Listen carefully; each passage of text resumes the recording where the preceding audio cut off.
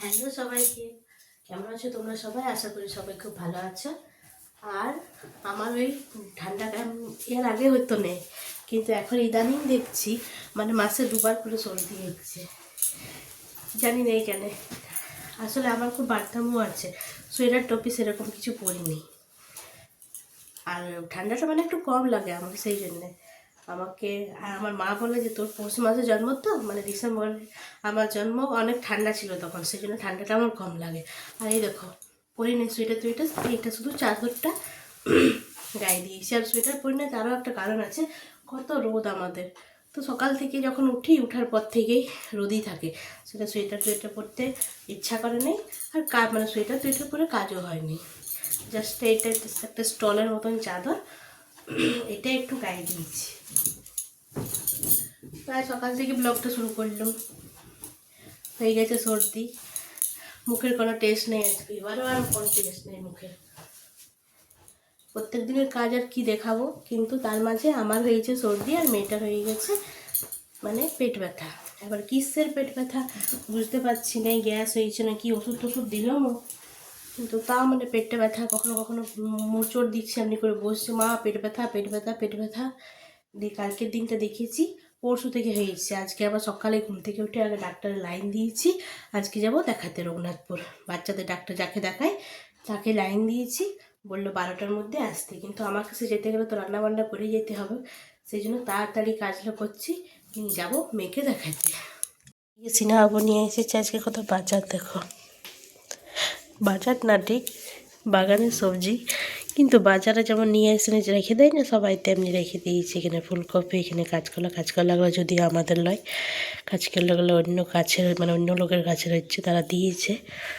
পালক শাক, ধনেপাতা, মূলা, আর এই ফুলকপিগুলো আজকে প্রথম, বাগানের প্রথম ফুলকপি। দেখো দুটো ফুলকপি টাটকা, কিন্তু ওই যে মিল নেই কোনো, কেলেই গেল এটা শাক সবজিরই কিছু হবে, কোনো কিন্তু মিল নেই। পালক শাক, বেগুন মূলা আছে, পালক শাক আছে, বেগুন নেই, ফুলকপি আছে, মটরশুঁটি নেই। সব কি হয় মানে লাগাইছে সব কিছুই মোটামুটি, কিন্তু এখনও তক্ষ সেরকম হয়নি। বৃষ্টিটা পড়লো না, সেই জন্য দেরি হয়ে গেল, নাহলে এমনি সময় আমরা খাই। আগের বছর বেগুনও ধরেছিল, আর ফুলকপি বাঁধাকপিটা কত ইয়ার থেকে কত আগে খাচ্ছিলাম, কিন্তু এবছর অল্প দেরি হয়ে গেল। চলে এসেছি মেয়েকে নিয়ে ডাক্তার দেখাতে, মেয়েকে ডাক্তার দেখাতে নিয়ে এসেছি, আর ছেলেকেও সঙ্গে করে নিয়ে এসেছি। ছেলের তো হয়ে গেছে ছুটি, মানে পরীক্ষা হয়ে গেছে, তো ছেলে এখন হোস্টেল থেকে বাড়ি চলে এসছে।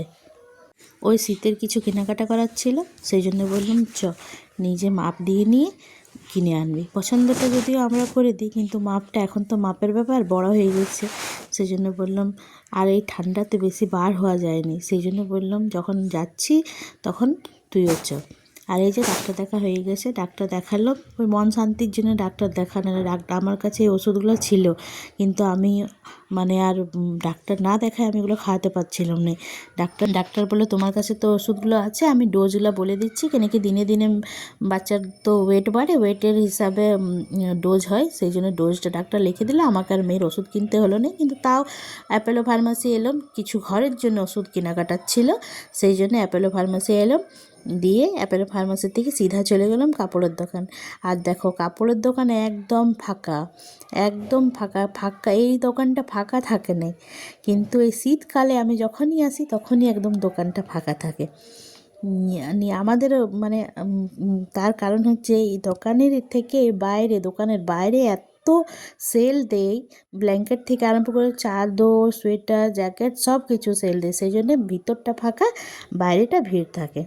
কিন্তু আমাদের তো বাইরের তো কাজ ছিল না, আমাদের ভিতরে কাজ ছিল, সেই জন্যে ভিতরে কাজ করে পর এই দেখো আমাদের ভিতরে কাজ ছিল, আমরা ভিতরে কাজ করে বাইরে বার হলাম। এই দেখো এটা তো কিছুই নেই, কখনো কখনো এত ভিড় হয় যে কী বলি। তারপর একটু মল চলে গেলাম, কেন কি যে ছেলের জন্য আরেকটা জিনিস দেখছিলাম, সেটা কিন্তু ওখানে পেলাম নেই, মলে এসে নিয়ে পেলাম, সেই জন্যে মল চলে এলাম। আর একটু তাড়াহুড়াও ছিল, ঘর যেতে হবে। আর আমরা যদি একাই আসতাম ছেলেকে নিয়ে, তাহলে হয়তো ঘরে যেয়ে পর খাওয়া দাওয়া করতাম নেই, এখানেই খেয়ে নিতাম। কিন্তু যেহেতু মেয়েকে নিয়ে এসেছি, ঠান্ডা, সেই জন্যে তাড়াতাড়ি করে কেনাকাটা করছি, করে নিয়ে ঘর যাবার জন্য হড়বড় করছি। আর ওদিকে ওর বাবা আর ছেলে মিলে কি দেখাদেখি করছে, আর মেয়ে ঘুরে বেড়াচ্ছে তাকে নিয়ে। আমি তো পরেশান, শরীর খারাপ শুধু নামমাত্র হয়েছে। ওই পেটটা যখন ব্যথা হচ্ছে তখনই শুধু একটু কান্নাকাটি করছে, তারপরে যখন পেট ব্যথা থাকছে না, তখন আবার নিজে পুরো দমে দুষ্টুমি করছে। তারপর চলে গেলাম একটু খাদিমস, কিন্তু সব জায়গায় কিন্তু তাড়াতাড়ি মানে দেখেছি, পছন্দ করেছি, নিয়েছি। খাদিমস চলে গেলাম, খাদিমসেও ছেলেরও কেনার ছিল। আর ছেলের মানে দুর্গা পূজাতে তো কিনা হয়েছে, ওগুলো ফ্যান্সি কিনা হয়েছে। আর ঠান্ডার জন্য আমরা একটু ওই বাইরে যাব, আমাদের ঠান্ডার বাইরে মানে ঘুরতে যাব না, ভাগ্নির ঘর যাব রাঁচি। তো সেই জন্য ঠান্ডাতে ওই পামসু ছাড়া তো চলবে না, সেই জন্যে খাদিমস হয়ে গেল গেছিলাম। আধা ঘন্টার মতন হয়ে গেল বাড়ি আসা। বাড়ি এসে পর হাত পা ধুয়ে নিয়ে, জামা টামা ছেড়ে নিয়ে, মেঘু সব কিছু ছাড়াই নিয়ে প্রথমে খাওয়ালাম, একটু খাইলো। আমরা খেয়েছি, অল্প খাইয়েছি। দিয়ে খাওয়ার পরে ওষুধ ছিল, ওষুধ খাওয়ালাম। নিয়মনি করে যখনই শরীর খারাপ হয় ডাক্তার দেখায়, ওষুধ লয় 2-1 দিন এত বমি করে, ওষুধ লা তিতা লাগে না জানি না আমি কেন। যেটা যেটা খাওয়াই সেটাই তুলে দিই। কিন্তু অনেকক্ষণ না খেয়েছিল, সেজন্য আমি খাওয়ালাম, নাহলে আমি অমনি করি। কী করি, ঠিক খাওয়াবার আগে ওষুধটা খাওয়াই দিই, যে পেটটা খালি থাকে। তাহলে কি হয় না, বমি করলে যে খাবার যেটা খাওয়ায় সেটা তো উঠে নেয়। আর ঠান্ডাটা ভালোই পড়ে গেছে, এই ঠান্ডাতে কষ্ট, বা সবারই কষ্ট। বাচ্চাদের আমরা বলি কষ্ট, কিন্তু বাচ্চাদের অতটা ঠান্ডা মনে হয় লাগে না। কেন আমার মেয়েকে তো দেখি রাত্রেবেলা এত ঘামে যে কি বলি। আমি একদম একটা পাতলা ফুলাতা জামা আর একটা প্যান্ট পরে শোয়, আর ঢাকা তো রাখেই নেই। দিই আবার দেখি কিছুক্ষণ পরে নাই, দিই আবার কিছুক্ষণ পরে নাই, দিয়ে দেখি বিকালে উঠে নিয়ে একটু কিছু পাতলা কিছু করে দেবো, সুজি টুজি নিয়ে খাবে। চলো আজকের ব্লগটা তাহলে এখানেই শেষ করি।